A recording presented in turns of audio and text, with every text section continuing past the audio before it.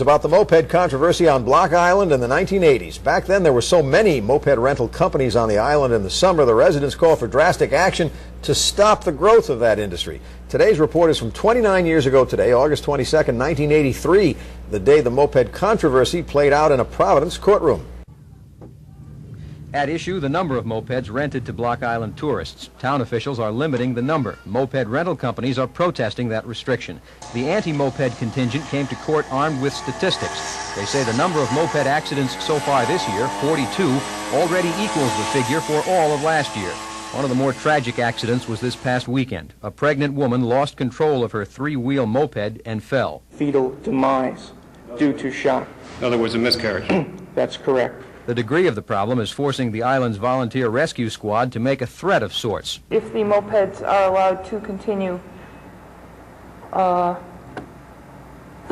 we will be resigning from the rescue squad.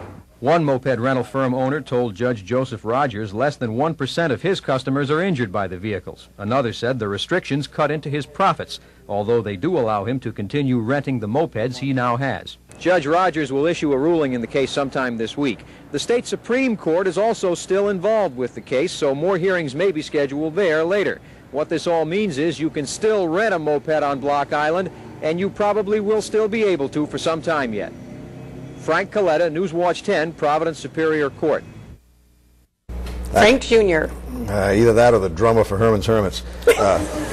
That controversy was settled by limiting the number of mopeds to be rented, but even today it seems Block Island has a love-hate relationship with mopeds. One website on Block Island tourism reminds today's visitors that, quote, moped enthusiasm has not been shared by many islanders, especially those on the rescue squad, but they say as long as you wear a helmet and take the mini lesson, Block Island is okay, but not a good place to learn about mopeds. They say many vacations end abruptly with a trip to the hospital on the mainland, so they're still iffy about mopeds. All right, let's see what